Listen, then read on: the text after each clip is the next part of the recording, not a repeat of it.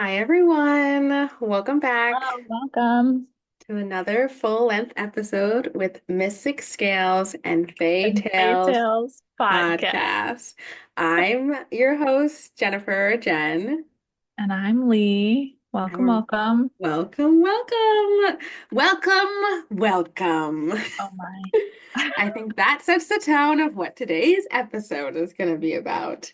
And Resident happy Hunger Games. Resident Effie. Um, we are very excited because today we're going to be talking about the new book from Suzanne Collins, Sunrise on the Reaping. If you haven't heard, which hopefully you have, Sunrise on the Reaping came out in March 18th. We went to midnight premiere party. We read the book in 2 days, and we're Mhm. excited to review it on this special episode. Yes. We've also been re-listening to the audiobook. So if you're an audiobook person, we highly recommend. Heck yeah, he's a great reader. Yeah, he does a great job. This will be a spoiler episode. We are going to break it down into three parts, the three parts that are in the book. And we are really excited because on the other two parts, so we're going to cover part one today, called The Birthday. Me and Lee are going to cover it with you. Part two will be called The Rascal, and which is in the book. And that will be covered with our former guest that was on for Ballad Song We're Just Snakes, Mark. And Fine. we're really excited because we were all texting each other when we were reading, and it's so great to see all of our reactions. Yes. And I will say we survived emotionally, but it was not easy. Not at all. And So, fair then, warning. what is it called? Part three is the poster. Okay, then we're gonna cover, thank you, Lee. We're gonna cover part three, the poster, with a new guest, Kayla, who is also a resident Hunger Games fan. And Big, we're big gonna break fan. it down. And so, yeah, we're really gonna break down this book. I'm showing Lee right now. I started tabbing, which I am new to tabbing. I've never tabbed before, but I underlined so much while we read it. So I went back and started tabbing. I have three different tabs, one for quotes, one for reference to the rest of the series, and one for any questions I had or moments I'm like, eh. Big. I love that. Yeah, so it's very excited to do that. And me and Lee listened together. We listened and read, and then we finished separately. She finished first, of course. And we broke it all down in our Hunger Games book club. So make sure to join our book Mm. club at Fable. And it's called Rebellion Reads for the Hunger Games one. And but it's all linked on our Instagram for all of our book clubs. And we specifically broke down Sunrise and the Reaping. We have been posting fan art in there we've seen because it's been blowing up the internet. And yeah, okay, that's my long-winded introduction. Yeah. And like this book, it was hard not to take notes, right? Like we kept having like cameos and like callbacks, and we are like, wait, we need to like pause. We need to like talk this through. Like you can't just read this book straight through at all. And I think Mhm. that's kind of a unique joy of it is like it's such a Hunger Games book. It's just so in the universe. And we really loved that. But it was also like in the fable, like you have stopped and like you were like, well, this is where we see this person, and like this is the age of this person. Like we had to do our research and like double check things. And so we will be talking about that today too. I think it just puts you into the perspective when reading because it's such a different Hmm. feel from ballad and like Yeah. so different. Yeah. Uh, so it's exciting because I know that there was readers that were hesitant with ballad, even though I've been telling everyone after reading this Sunrise and the Reaping that I appreciate ballad even more. It put ballad into so much perspective. So it's like Yeah. I feel like people are always like, "Oh, do we need more of these books?" Da, da, da. I feel like we needed this book. Like we Hmm. really needed this book in terms of the times we're living in, but also with the series. And me and you talked about this that like when we were reading it, like this could have been the first book in the series. Like you could just pick this book up and read it. Yeah. Yeah. But it's also like it's so interesting because it calls back to ballad, but then at the same time, like I also kind of see it as like a sister book to like Catching Fire because there Yeah. are like so many similarities to like Katniss and like the Quarter Quell in those games. And I just think it's kind of a beautiful thing. Well, Catching Fire is also, I would argue, where we really get to see the most of Haymitch and see like Mhm. his level, see his onion being peeled back in a way, his Yes. layers. So I Yeah. think that's also why it's so reminiscent to Sunrise on the Reaping. Yeah, we don't recommend reading it without reading the others. Like read the other ones Right, for for sure. sure.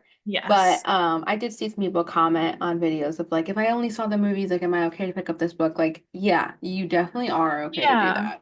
Yeah, because I was also gonna say like it's kind of a testament to how good the movies are too, because there's been so much content online that's like a callback in the film that like Hmm. directly relates to Sunrise. And I just that's so cool. I think Like that's really cool. overall, like I just love how this all comes together. It's such a good series, Because you get biased as we immersed, are. well, literally why we're obsessed. Because you get immersed in two different mediums, I think, with the reading and with the Mhm. film. And even now we just covered with the audiobooks too. Like Yeah. there's so many different ways to experience a story. And that's why I still like love it. I think it's relevant. I don't think it's like clickbaity or I don't think it's done for nostalgia, like a lot of other things. Like I think we all know Suzanne writes when she has a reason and she has a Right. purpose and it's Yeah. fitting. And I'm excited because going to the stage show, hopefully you will come in Yes. London. And I feel like that'll be even a different medium of seeing the show and the Yeah. impact of it. Because at So first I was a little true. hesitant about it. I was like, I don't like when Broadway does so many like whatever, but I'm like, no, this story can really shine and bring you Mhm. a new perspective for something that you or story you already know, which that's how you know it's classic literature or classic story because it can be done so I many mean, ways. I think you could consider this literature. Like looking at, we even have like a reading guide and the questions that they're like asking and the things like we discuss. That's like what you talk about in like college courses. You know, Hmm. this isn't just, Well, did they you do like this have college character? courses for this book. Which I love. Like I didn't like school, but I would go back for a Hunger Games I loved course. I school. would That's so teach a fun. Hunger Games course. So yes, Maybe we should. Maybe that should be our next life. that's our goal. Okay, so part one, the birthday. So just before we go in, as a recap for anyone, again, spoilers, spoilers, spoilers. This book is about Haymitch's game. It focuses on his journey and how he got to where he is. I also call back to our theories episode. I think we did in that episode say that we thought the book wouldn't primarily be the games. And we were Mm. right, but we were Yeah. right in the opposite way because I think I thought it'd be post games and it Mm. wasn't post games. It was True. pre-games. So most of the book is pre-games and then the games are only a small portion of the book. So I'm happy that we got that Yeah. right in our Yeah. theorizing. So let's break it down. Okay, so first up we start off um the opening and we're finding out it's Haymitch's birthday. Sid, Yeah. his brother, has woken him up. We're finding out all this backstory on who he is. So his mother is a laundress, which is also a great callback to Catching Fire because he eventually hires Gail's mom to work and clean in his house, who's also a laundress. So I'm sure True. that reminded him of his mother. Um, and then he immediately talks about his girl, Lenora Dove, who we learn is Covey. Mhm. His brother is 10 years old. His mother is, like I said, the laundress, and his father died in a mining accident. They have a family plot where they're all buried in. Yeah, we And also learn a little later on, still in part one, but that he had twin sisters who died yes, when who they were died. infants.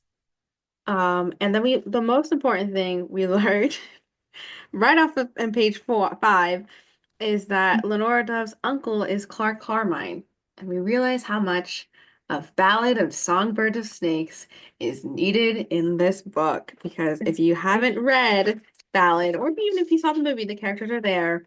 Clark Carmine is part of the Covey band that is that is Lucy Gray's Mhm. from Ballad of Songbird of Snakes. And we learned that Lenora Dove is a Baird, which is Lucy's line. Mhm. So it's interesting on how we think who her father is a mystery, as they say in this book, and as they say with Lucy's. Yes. And Yeah. her mother died in childbirth, and the theory is that it was what's her Maud name? Ivory. Maud Ivory's daughter. Yeah. Yeah. And then we meet Burdock as well. We meet Burdock Everdeen, Ooh. who is cousin to Lenore on his Ma side distantly. So not the Everdeen side, which she like um she purposely says that. She wasn't one of Burdock's Everdeen cousins, but I knew he had some distant ones on his mom's side. So she purposely is like the Everdeen line is not the Covey line, Cubby but line. his mother's line is. And I was like, was that a fan thing? Because all the fans kept saying the Everdeens were Covey. Yeah, yeah, yeah. Interesting. Um, I and did then love we seeing Katniss's dad though. When we I were like, they love were best loved friends. it. They were What? best friends. They're also he's a year younger. Burdock is a year younger than Haymitch. He is a hunter, just like he's described. Lenora Dove's name is Lenora Dove, Dove like the bird, no dove like the color. And we learned that she is named after the poem from The Raven by Edgar Allan Poe. They go through that a little bit. They go through that Tam Amber, also from the Covey, has raised Lenora with Clark Carmine. Um, and both of those characters are in the Sunrise movie as well, if you look closely, because uh, Clark is the fiddle and Tam Amber remember what instrument he plays. They are the instrument people though, because she does say in the book that like they don't sing when they perform because they're not much of Yeah. singers or more musicians. So they are the but Tam Amber is the character in the movie where when Lucy's on the ground after she just got reaped, he starts the song.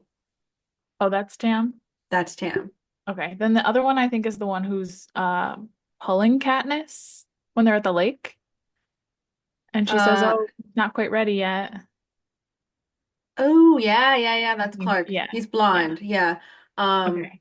we also find out that Clark Carmine and Snow are the only two characters in every And single book. every, Because Clark Carmine is the fiddler in Katniss's book, which is yeah, he plays freaking at sad. Finnick's wedding.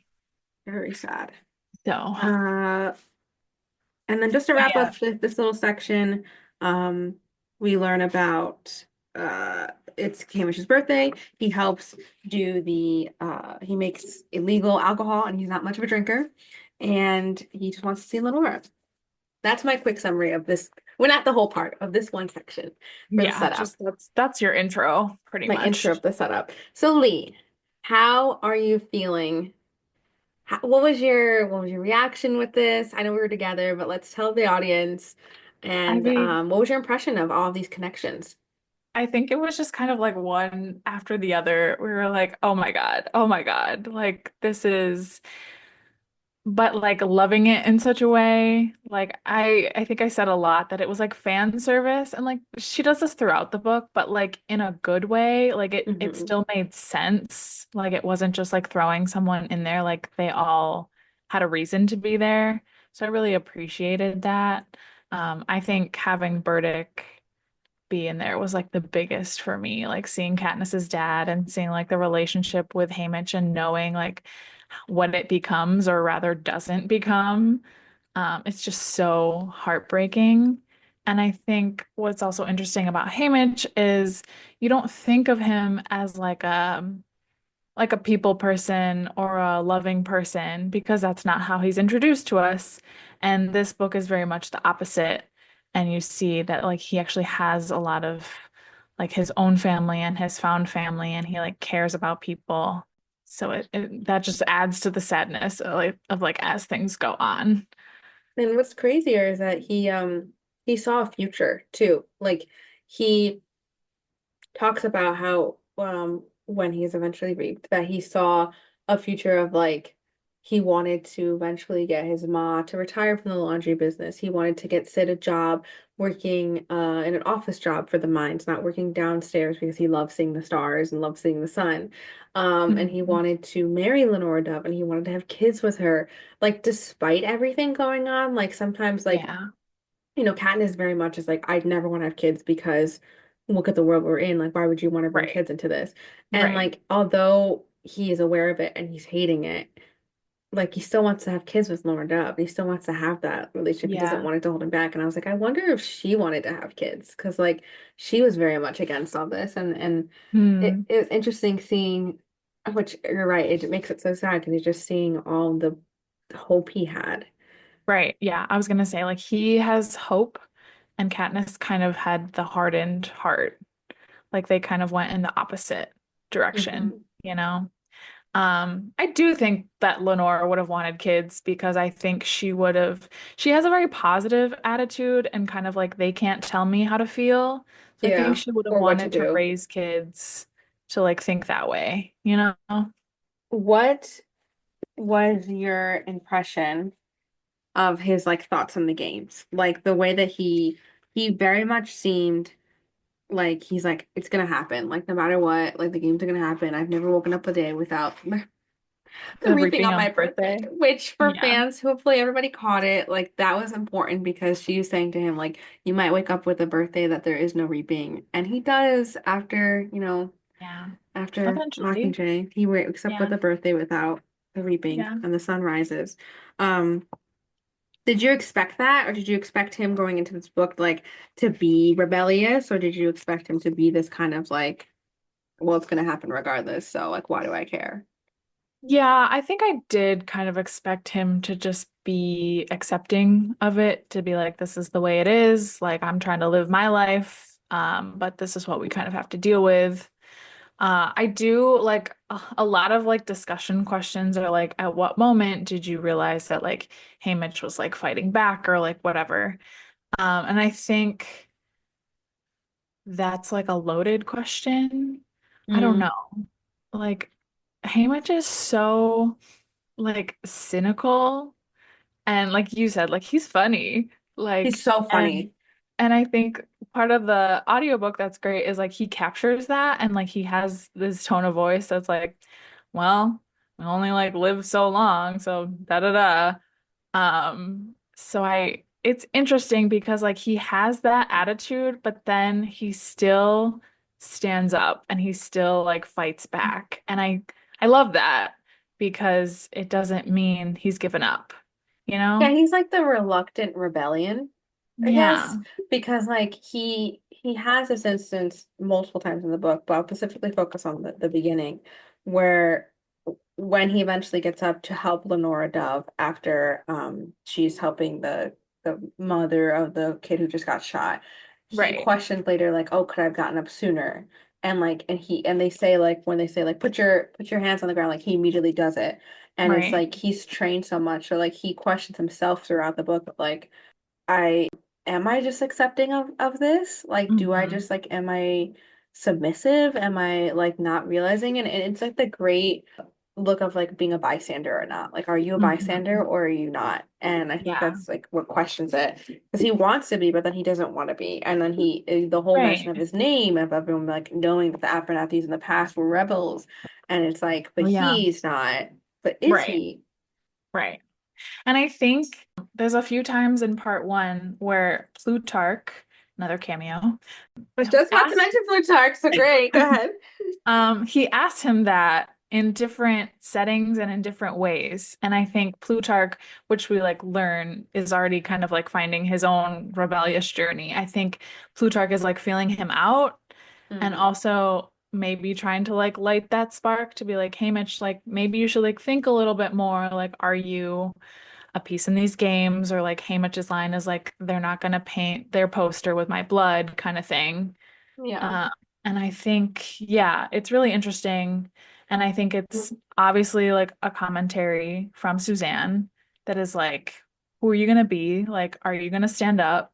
And I think a lot of it is you don't know until you're in it, right? And like Which is we say so that, relatable for yeah, like we Haymitch's say that about a character. lot of things. Like, you don't know what you're going to do until an emergency happens, or like you can be as prepared as you want, but things like that. So I think that is what like this book is really asking and like what Haymitch is discovering. And I think Haymitch has to play the long game, right? Like he's got Yeah. 25 more years that he has to do this. So I don't know. Were you like, what was your take on that? Like by the end, I shouldn't say by the end because we're only on part one. Only on part But one. okay, part one, Well, I'll I think with rephrase. Plutarch, though, what was interesting is that, like, I loved and hated Plutarch's introduction. I could take that back. I do like it. I think I like it overall. But I think when you're reading it, you're like, oh my God, Plutarch. Because you don't Yeah. think about him and you're like, okay. But it is interesting because then she makes you question Suzanne. I mean, the entire book, whether or not where Plutarch is in his journey of rebellion. Mhm. Mhm. And which I really appreciate. And Haymitch says that. He says that he doesn't know what to make of Plutarch multiple times. Yeah.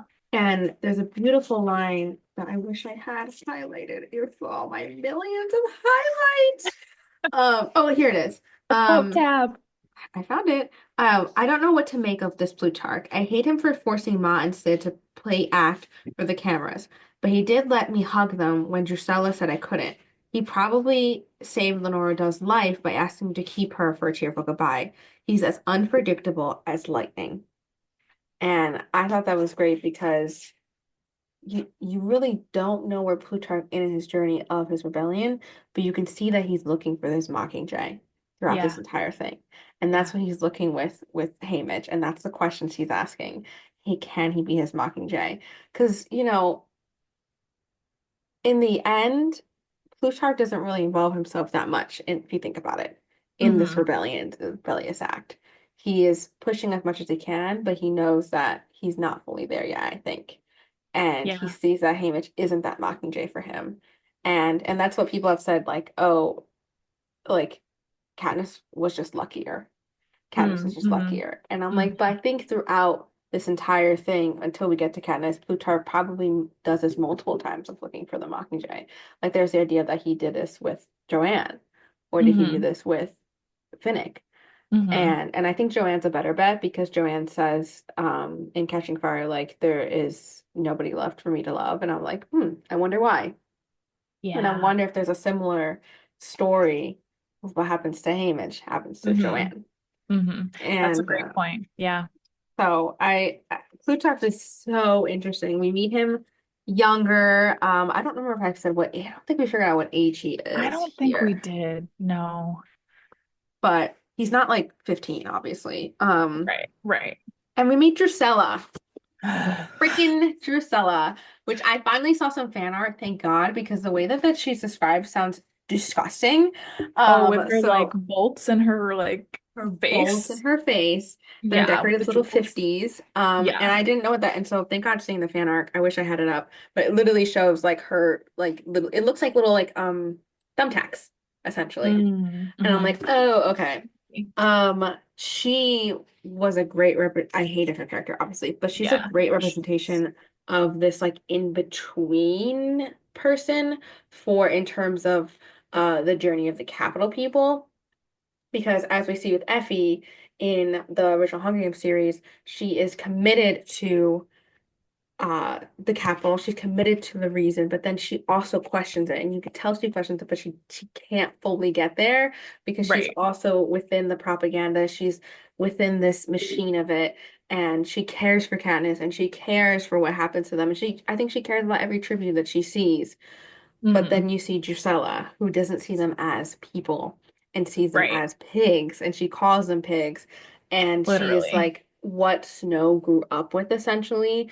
Hmm. And Haymitch does say that she is like you can't tell her age because of all the freaking surgery, but she probably would be similar age to Hattie, which she's like in her 60s. Oh So like yeah.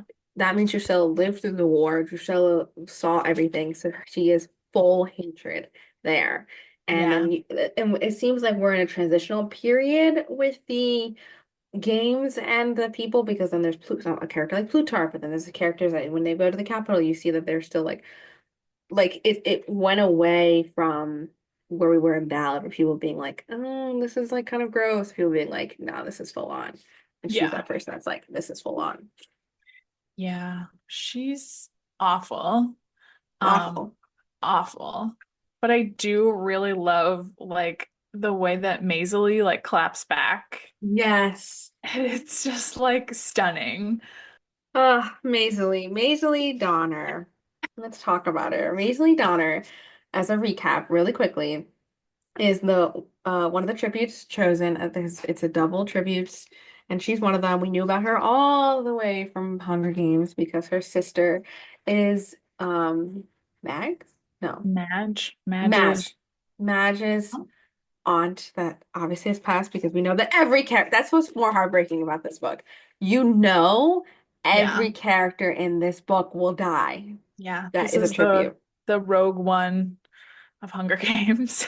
And Maisley is defiant. She has her nose in the air, as Haymitch describes her. She wears jewelry as pride. She's sick of her being only compared to her twin, and she is a daughter of the higher class of 12, even though they're not like higher class because they're all still poor. But um, Right. she works in the sugar shop, and we know that she is sassy, and we love Yeah. her. And I wish I had the exact quote, but like Haymitch describes her and he's like, she's not popular, she's known, she's not formidable, she's feared, like she's not respected, like, and I was like, that's such a good like description. Hmm. But she definitely has a journey because like she comes out and she's like very haughty. And then, she has this like edge to her when she gets to the Capitol and they're a little bit like, be careful, because they can off you at any time. But she's like, they're And already gonna off me. right, right. And then Haymitch has to go through like, do we become allies? Like, do I trust you? Do I bother? To like eventually having that like sister brother bond.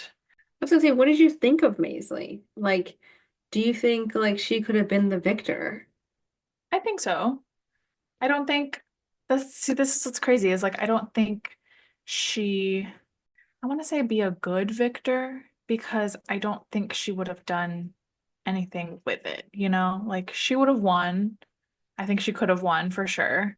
One reason she didn't is because she was very much defiant of the Capitol and like the games and did not care. So I don't think she had enough like awareness, I guess, of the rest of the world. Like I don't think she would have gone back and like helped 12, you know, Mm. have helped herself. And like I do think she like learned things along the way, like as she in part one we see her in the training like making everyone's tokens and like bonding over that and bonding with Ampert. But I do think like ultimately she knew that she had to look out for herself and kind of like stick it to the man. So I don't think she would have been quite there yet to Hmm. like help with the rebellion or like ultimately like, be a good person. Mm.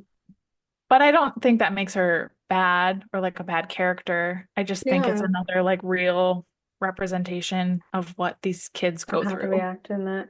And I think it was beautiful the moment of when she's being taken away and her sister gets up there and gives her a hug and they like go forward to forehead.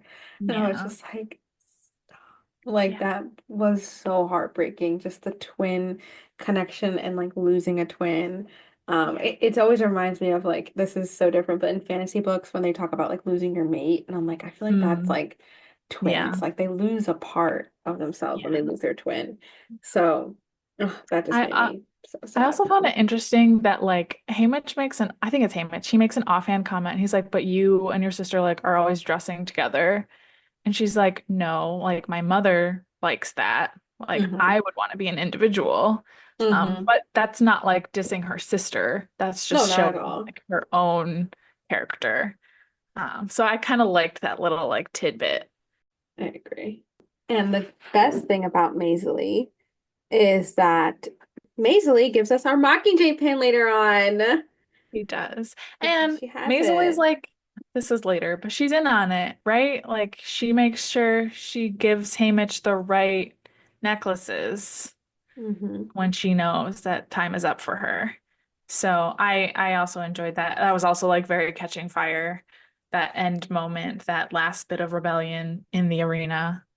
So definitely, definitely good stuff.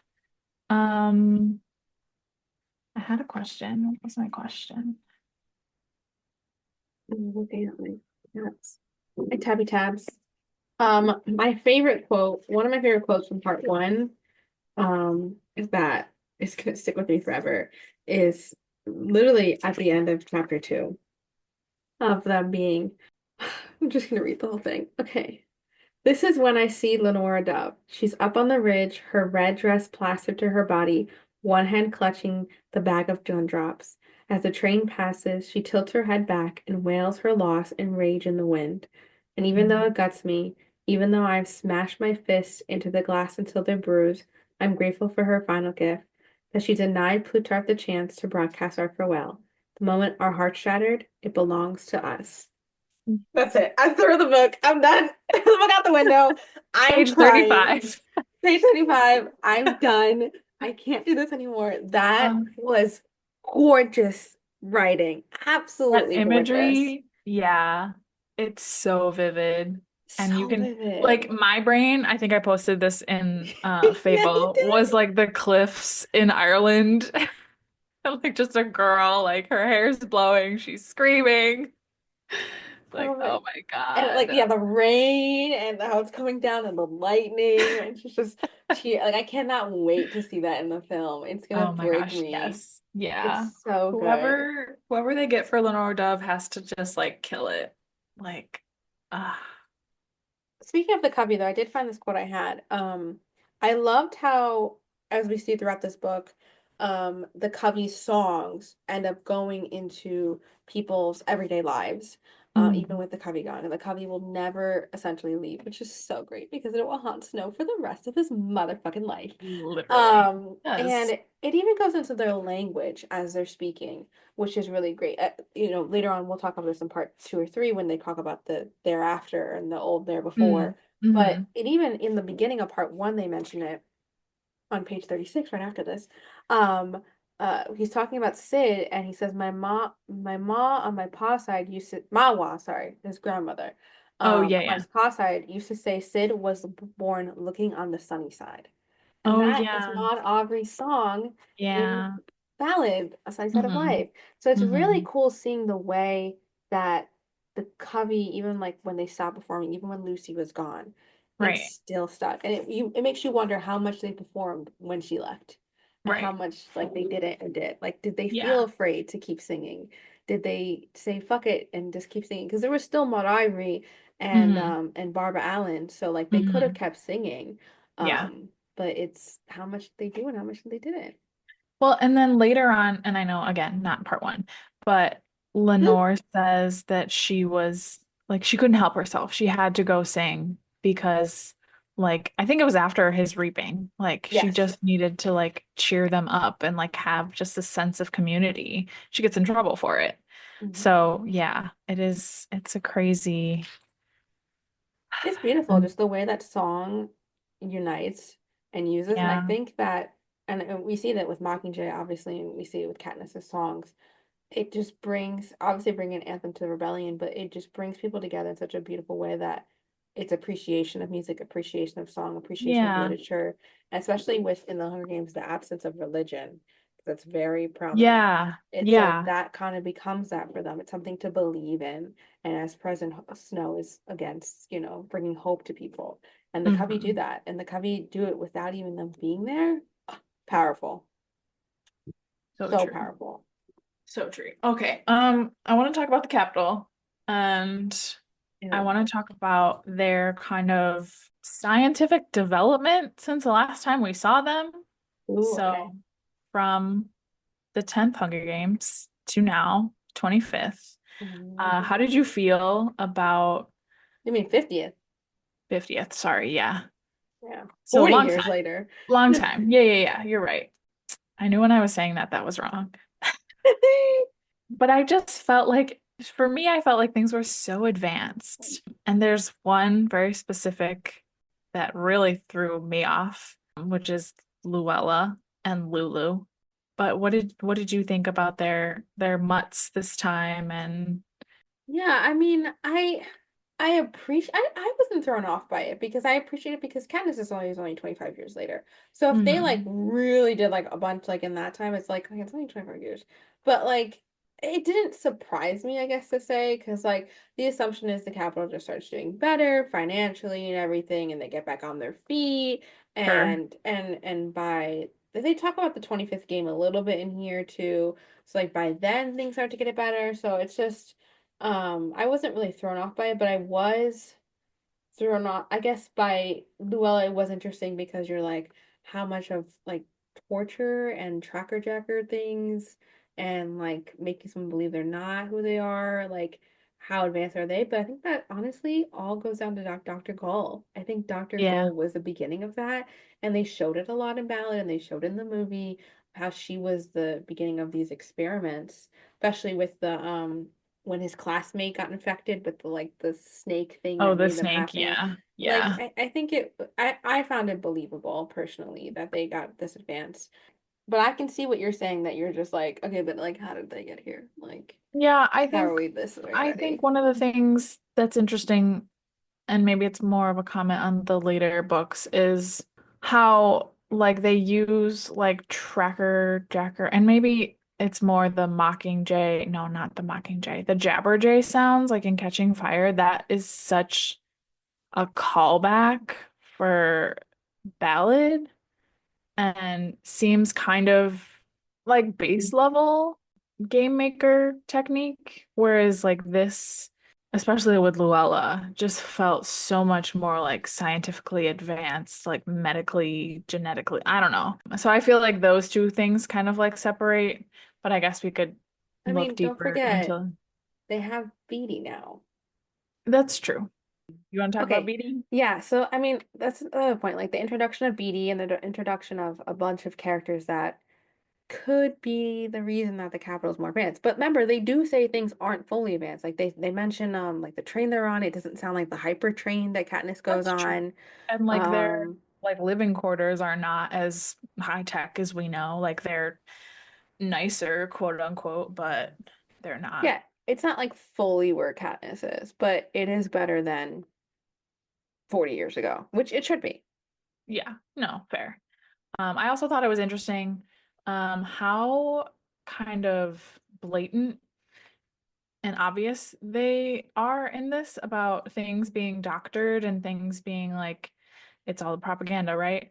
And Snow says like basically, you're gonna die. It's just a matter of how I choose to tell them to kill you. Like he's like, it could be a mutt, it could be dehydration, like you never know. And then also like it's so frustrating when the film gets like edited and Plutarch is like, "Oh, I just stacked the deck. Like I didn't do anything that didn't happen." But when you see like what actually happen versus what is shown to the capital is just What so a what a great conversation, Lee, because it's this whole book, you just don't realize how much, I guess, like trust you give into like what you're being shown as well right. with the first games. Like you just didn't realize like, oh wow, like the reapings were always planned, Right. essentially. There's a whole thing of people breaking down of how like essentially the reapings were never actually like nothing was in their power. And you don't think about that. Like Mm-mm. I truly thought like, and there might be some that are by fate or whatever, but like I truly am like thinking like going into it like, oh, this is just by chance. Like everything's by Right. chance. It's like, no, they plan out everything because it's reality TV to them. They plan Mm-hmm. out everything and you don't realize that. And then the game that you saw in Catching Fire is not the game that actually happened. And by the end of the book, it's not the Mm-mm. game that the Capital people see. Like Mm-mm. everyone sees something different and it's so powerful because even us years later, after reading the original trilogy, seeing the movies, being super fans, we're still shocked. We're still like, oh Yeah. shit. Like you're Yeah. right, Suzanne. Like it could not be what we think it is, and that's Yeah. amazing writing. Yeah. And it's I love that it's not that the narrator is like not believable. It's like very much like, oh no, the capital Snow is dictating Hmm. exactly what he wants to be presented. And I love the power of her writing and that you get so frustrated. Like when this is again later, but when Haymitch is watching his games and he's like, that didn't happen. Or like even when the whole group they're watching, they're reaping, they're like, that didn't happen. And you're like, Hmm. that didn't happen. Yep, that didn't happen.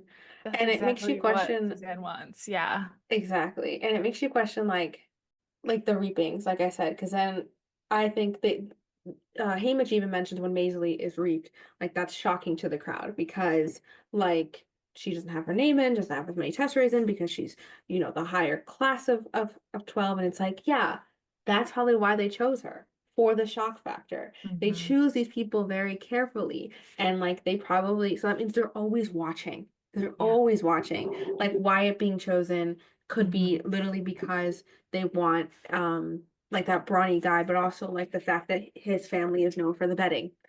And Right. then Luella being Or chosen because of the shock factor of a 12-year-old. right. Or And like then vice versa for Wyatt. It could be like he's 18, you think he's in the clear, and it's like, nope, we got you. tragedy story, tragedy Yeah. story. And then with the guy that died, I forgot Oh, what it was. Woodbine. Yes. Yeah, Woodbine. Like they knew that he was known for being like they're all like rebellious and whatever, Oh, and yeah, they're yeah, yeah. fast. And it's like Yeah. you could the Capitol could be watching the extent or could not be. And then there was a theory that Rue could have been chosen.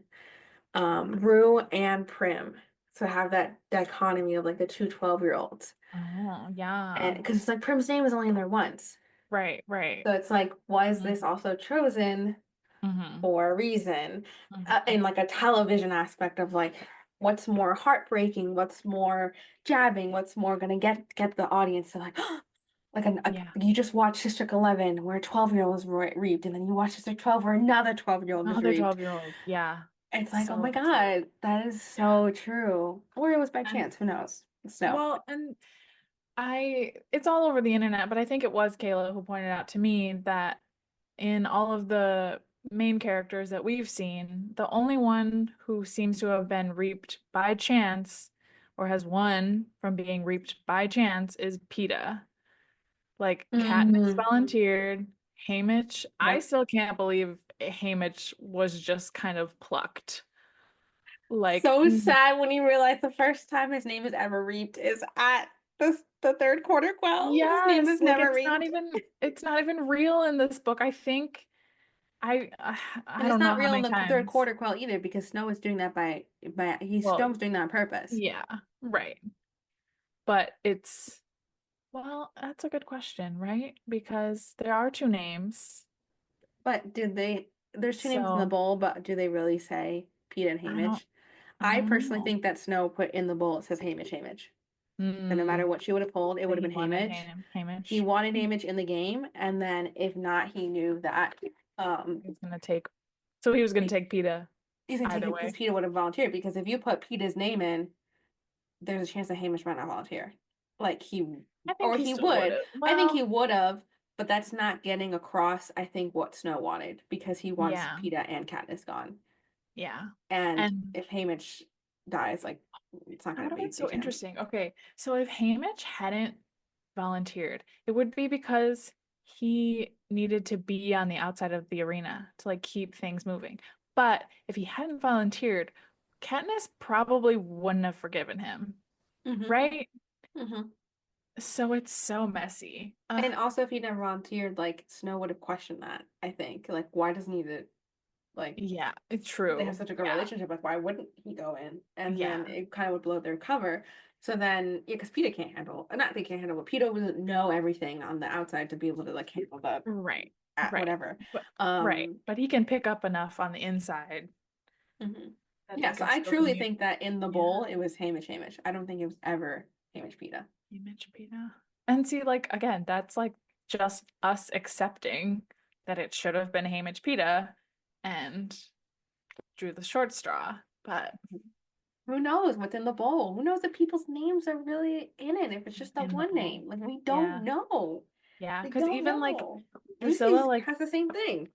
yeah, like Drusilla has to practice Haymitch's name, right? Because that's very sudden for her. And she gets it wrong like three times. And like, who's to say she wasn't practicing all the others backstage? Ugh, disgusting. Exactly. Exactly. So Beatty. Let's talk about Beatty. Beady. Okay. How did you expect that? One. No, no. Okay. And two, how emotionally recovered are you? I I'm think not. I think one thing that also really struck me is at the end when we learned that Beatty's wife was pregnant, Oh and my it was God. like, what? Like you already had to lose your one son, which was totally. I also think this book needed trigger warnings. I'm just looking at the Yeah, pages. because I think that there are two very graphic deaths, and like we talked about, like how are they going to put this in a PG-13 film? I honestly have no idea. And I think they have to change it. I think they have to do something different. Um, So Beatty, I'm just looking at my notes. That's why. Beatty maybe in his 30s here, and Wireless is 16 to 19 years old, and she just won the last game. So when Katniss meets them, Beatty is maybe in his 50s, and Wireless is in her early 40s. So Haymitch is 16 now, so when he meets Katniss, he's 41. Beatty's game was the 34th game, Wireless is 49th, and obviously Max is the 11th game. Yeah. And um Beatty is apparently there. Oh, and then Snow is 58 years old, which is crazy because I In always this. forget that when he meets Katniss, he's Forget literally like 83. 80 years old, which is insane. Yeah. Yeah. Uh, it And is Beatty's insane. there because he was messing with the comp systems, which he later does in Mockingjay. Mm-hmm. And he's in trouble for it, so they put his son in it. And Katniss did mention that that happens to sometimes to the victors as a wow factor, but as we've Yeah. learned, it's a wow factor and a punishment. Yeah. I think Beatty is such a composed character because he like tells Haymitch and he's so matter of fact about it. He was like, "Yeah, I like should have killed myself, and then my son wouldn't be in this, but here we are." And it's just like, and he's like, "Let's learn about a potato." Yeah, let's learn about how to make a battery. And you're like, "Oh my gosh, like clearly you are a very smart man." And It's his just son is so so sad. sweet and so like I loved Ampert and just I his loved Ampert. like that he was part of the rebellion too. And then his death is so bad. But that's part two. We're not there yet. So I do have it tabbed in page 49. I've seen similar clips before of the tributes being treated like pampered pets, being brushed and fed and fattened, flattered, lapping it up, playing into the capital propaganda. Maybe it gets some more sponsors, but if they do win, it's not going to get them a parade back home. And I was like, I wonder if Lucy inspired this from the zoo scene of her Mm. being all pampered and looking. It's interesting because he says like pampered pets, so like because they were in the zoo, but then she Yeah. made it seem like, let like her and Snow put up a little like tape like little dining setting and things like that. So it's Hmm. wondering, and we talked about that too, like when we didn't really get quite the question answered in this book of when did tokens start? When could they start breaking in tokens? Hmm. We Right. questioned the victors thing, and as we learned, everyone had a victor except for 12. So that's why they had people come in for 12. Like when Hmm. did that start? And how much of it is Snow, obviously. And Yeah. was he ever a game maker is the question. Or did he just go straight to presidency? Because he was in the army and then he was general, as we saw at the end of a ballad. Like, did he Hmm. even become a game maker, or just he became? Because I know that Gaul invited him to come study with him, Right. but did he even ever become a game maker? Is the question. Yeah. I could see it that he just like bypassed that, where he was just Same. too good, too knowledgeable. And it like because he's the ultimate game maker, right? Because he pulls all the strings. I also Agreed. like I he's truly awful in this book, but I will say that the scene in the Okay, but he's like kind library, of badass though. yeah, like, Badass. and he can so flippantly say, like, oh, I had a bad case of oysters, but so and so didn't fare as well, and it's the guy he killed. And he says his full name. Like he doesn't even just say like some guy. He says his full name, like not caring at all. And Plutarch is like, "Isn't that the parade master?" And he's like, "Oh, is it?" And it's just like, "Damn, like you got it." It's Be like, so that's scary. the thing is he knows he got it. And like his introduction, I remember we were reading it together and I was like, girl, how old is this? Is he dying already? And then to realize it's the poison, it's like it was so well done to have him introduced like that. And it's the only time you see him in the entire book. You never see him Mm, again like that. Or no, we do see him at the end a little bit. But like it's this one scene that is so impactful and yeah, so Snow yeah. that is just and I love all the memes on TikTok of like Suzanne writing the book and they're like like there's one of like they have not learned their lesson. They call him daddy. Every time they call him daddy, add a squirrel. Every time they do this, add this, like add Oh a my flamingo. God. And I was just like, she Oh. literally heard and she said, do not make Snow your sugar daddy or your zaddy. Hmm. He is not a zaddy. He is a terrible human being, and Yeah, you need to he's know that. awful. Yeah. Which is like so true. And also, fun note. when they bring the tribute to the gymnasium, which I pointed out to you, they say this gymnasium's been empty for close to 40 years. So now there might as well get some use out of it because that is the gymnasium that Sejanus's parents donated after the Mm. 10th game when Sejanus went into the game and they pulled him out. He says, he didn't get in trouble because his dad don't said he's going to donate a new gymnasium, Yeah, and ends up they never use it. crazy. They literally never use it because it's 40 years later. And like it's little things like that she puts in that you have to catch. And it's like she Mm. didn't need to, but like it's so Right. great for the story. Yeah. Let's get to the end. So as we've covered a lot of part one. So we talked about the backstory, the reaping, the train ride, Maisie and the tributes, and we talked about Beatty, and that kind of encapsulates most of part one. Actually, in Yeah. my notes here, I'm looking at it. So the end of part one, um, before we get to like the end, we have the tribute parade and Mhm. Luella. So let's talk Mhm. about that, and then after then we'll go into Plutarch's home, the snow beating, and then that's the end of part one actually. So we did a great job, Lee. Yeah. Um, Proud of us. so what did you think of this tribute parade and Great question. Haymitch's first act of defiance? Mm. Um, I actually had to like read it a few times because I felt like there Really? was there was so much happening and I felt like there was such a weight on this moment that I thought it was like really important to get it. I think it's interesting because the things going awry is reminds me of in Ballad. And now I have to like remember exactly. Is the parade that goes awry? I'm just thinking specifically of no, it's like right after some of the mentors have died. And it's in the book in the parade, they like have their bodies dragging. Because this So wasn't a tradition. This parading the tributes was not yeah. in ballad. I think I was just about to ask So you, do you think that scene inspired this? I mean I think so. Like and that one was so graphic and they didn't do it in the movie. Yeah, they Um couldn't have. For the listeners, the references in the ballad book, after some of the mentors, like you said, and I think it's after the bombing of the arena tour, maybe, and like some of the tributes tried to escape. Um, yes, I think they so. caught I think that's when they caught Sejanus's tribute, and then they hung him up. And was it him or another one?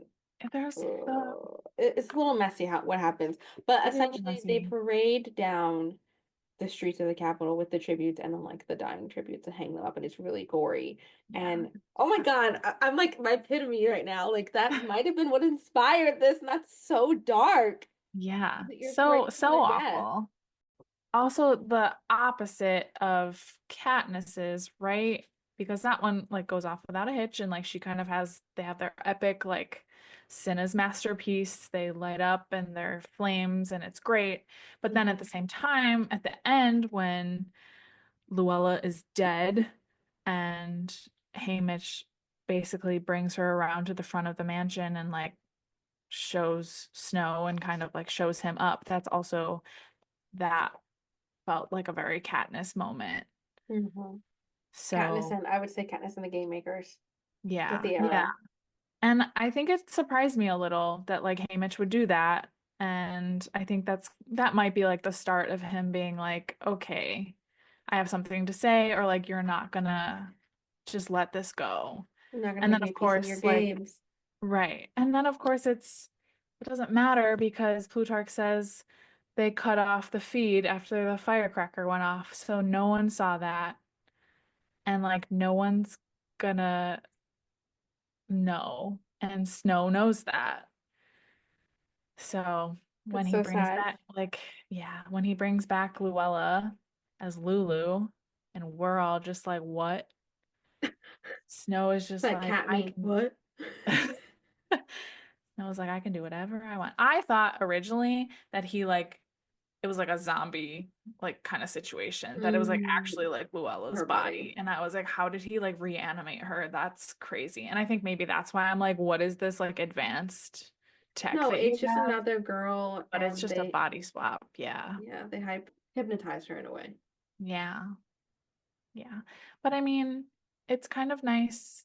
the way like she also like develops as a character and like Yeah. Wyatt like takes her under his wing and everything. I know that's later, but Everyone talks about him still dying, knowing that they would have died. Like she would have died anyway. He died for uh, her. There's something interesting in the parade is how Haymitch describes the Capitol people.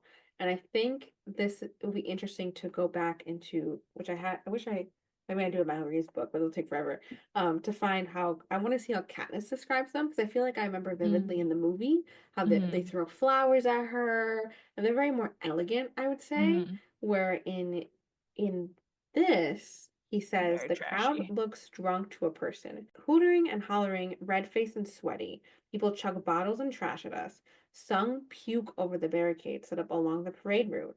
For all their finery, the audience smells like the gang at the Hob on a rough Saturday night, a mix of perspiration, raw liquor, and vomit. So I wonder, like, if this is also the calling back to the transition of the Capitol people, Hmm if there's some of them there that are like they say in the beginning of this book like how much alcohol is used as a way for people to forget that this is Yeah. happening. This is the Yeah. best night of the year for drinking. And I wonder if the cat people are also feeling that. And we learned from Plutarch that not everything is handy dandy in the capital. Like they feel just as trapped, some of them. hmm And I wonder if this is like part of the transition of them to then just accepting the full propaganda because then hmm by the time we get to Katniss's games, they're like so enamored in it, like they love it. But maybe this is like an in between of them like loving it and being like, yeah, and then being like knowing like deep down this is wrong. Or maybe it's I not. think I think it's also like by Katniss's, they've kind of perfected the art of partying, right? So Hmm. like they gorge themselves and then they take the liquid that they can throw up and like do it again. So like I think maybe this is more the step towards like how do they get to be so extravagant and like have all this alcohol but like not be messy about it. Because they want to be a And perfect society. So it's like their yeah. lead of being a perfect society. Yeah. And it like it's so gross, but it's like the fact that these rich people, these privileged people like are gross and just like the basis of the base and yet they're still projecting that onto the tributes that they're actually the animals. And it's like look at yourselves. And so I think that's they don't see it. And I that's what I love about the Maisley Drusilla interaction is like And her Maisley calls it interviewer out. too. Yeah. Yeah. Maisie will call it out. And Um, so yeah, Luella dies, and the tribute who escaped the arena is Luella. Um, so sad. We then get to more of the training. We see the roster of all the kids, all the names. We meet Amber, we talk to Beatty, talk to Wireless, we see Mags, we find out who the career pack are, who's not the career pack. And then eventually we learn about Wyatt more. We start to love him for yeah. his big dumb guyness, even though he's not dumb. And then we get to Plutarch's home and Mhm. Plutarch's interaction. I highlighted this quote of Plutarch and Haymitch speaking. So he says, I don't think we submit, I say. It's implied you accept the capital's condition, Plutarch. Haymitch says, because we don't want to end up dead, I snap. Do you really not see that? No, I do. I see the hangings and shootings and the starvation and the Hunger Games. I do, Plutarch says. And yet I still don't think the fear they inspire justifies this arrangement we've all entered into. Do you? We stare at him. He's not taunting or mocking us. He generally is asking, why do you agree to it? Why do I? For that matter, why have people always agreed to it? When we don't respond, he shrugs. Well, it's something to think about. Mic drop. Literally. I feel Mic like drop. there's almost not an answer, at least at this point, you Mm-hmm. know? And I think that's why Plutarch, he's posing it for both of them, right? Why do you do it? Why do I do it? Um, it also makes me think again about like Plutarch has a friend in 12, and I Oh, still don't know who that yeah. is. I don't And either. so I'm really like, is he getting even more firsthand information that is like fueling him? I think it's ironic we saying all this because then, he does all this stuff to break. He wants to break this. He wants to break Mhm. why do we comply? but then he kind of ends up trapped again with Coin. Yeah. And to see him get trapped again with that is Yeah. so interesting. Yeah. I also thought like that whole segment was interesting when Snow comes in because he remarks on all the books that the Heavens Bees have. And so he basically says the Heavens Bees like have never suffered because like we, the Snows, and like other people had to burn their books during the like war to survive. And I just like that kind of dig was like, wow. The But I also power dig, of literature, though, because nobody yeah, in the I was gonna capital say. reads. I loved all the books and I loved that Haymitch could like clap back with his knowledge of the Raven Hmm. and It's like, real I'm I think not that dumb. yeah, I think Plutarch also respected that and was like, "Oh, like again like assessing like maybe you're the one that we can like put this on." Exactly. So then we meet Mr. President Snow coming in with his poison and throw up and the milk and the eating and I love it. Love it. This is the perfect chapter of everyone being like, this series is just Snow trauma dumping on a teenager. Yeah. He literally is digging at so much of clearly how freaking Lucy Gray screwed him over, and he's still on this. Like, Yeah. let it go. You basically killed this woman. Let it go. He cannot. Will And I not be and bested. literally, and I love I do love all of it though. Like him saying to Haymitch when he figures out Dove, he smacks his forehead. Dove. I have always heard Dove color though. It's a bit of a cheat. Who But who could resist when you get both the color and the bird? And we know how they feel about their birds. And all the stuff he says about the cubby. And it's like, you makes you wonder, why did he let them live? Right. And it's literally been 40 years But and why? he's still on it. So Like, what do you think? Like, what do you think Snow's motivations is and all this? Like, the beauty of Lucy Gray is you don't know whether she dies or not because she will haunt him for the rest of his life. It's something that's always going to be there. At the right. same time, he still lives Clark and all of the rest of them live Yeah. after all that. Why? I don't know. I mean, I don't know if it's like, could it be a message to Lucy Gray? Like, if he thinks for at least a time that she was still out there. Mhm. I don't, or is it a reminder to himself that, like, that's when he slipped up and so he can't have that again. So he needs to Mm, have them around. But then why, this, like, then he's gonna go after things related to them, right? that's true. Then it'll close cover because it's like right after it happened, he doesn't have the power to kill them. It would have to be years later when he Right. becomes in power that he can just like go and kill all of them. And it's like, but why? Right. Yeah, I I guess don't you're right. know. It would probably lead to too many questions of him, of them uncovering like, and they don't talk about the 10th game, so they don't want to.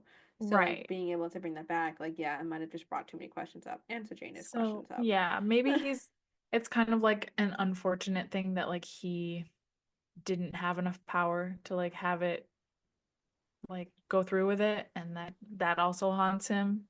But I think ultimately like Lucy Gray is the one that like he couldn't control Mhm. and that just eats at him so much. Clearly in this chapter with Haymitch, it does. Yeah. And oh man. Yeah, that's a good scene. Yeah, and then we end the scene with fake Luella coming, and that is the end of part one. Lee, we stuck Mhm. to it. We stuck to talking You only did about good part job. one, which is amazing. Very exciting. I can't wait to just keep going. I want to just like reread everything. And I still feel like there's still so much more we could have just broken down in that one Oh part my God. alone. Like we didn't even get to talk Seriously. a lot about the tributes and the tokens and everything. Like there's so much Yeah. that happens. I love talking Hunger Games with you. It's like my favorite thing to do ever. I know. I re-listened to all of part one basically last night. So that was just kind of like a I know, I'm like, don't I agree fun with that? research. Um, but So love it. thank you all for diving into part one with us. Stay tuned for our dive into part two. We're going to bring our friend Mark back to talk about the amazing Hunger Games. And this will be even so great because we know that he just read Ballad. So it'll be so great Mm, to get his perspective of someone who like literally was just immersed in that world and then immediately yeah. immersed in this one, where, we haven't reread Ballad in a while. Make sure to check out all of our book clubs on the Fable app. We have three. We have our Rebellion reads for the Hunger Games.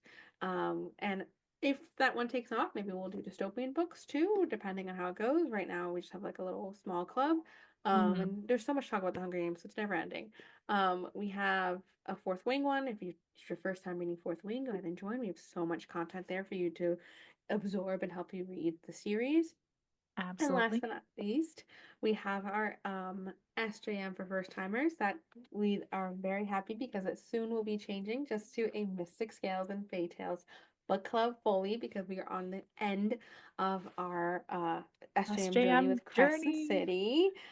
We will next be reading Divine Rivals, and luckily our timing works out where when we finish Divine Rivals, we'll have a review out on the podcast. So it's like you can join our book club, read the book with us, talk there, and then hear our review on this podcast. So it's just a nice ever going reading club nerdiness Book aspect. journeys we Book love. journeys.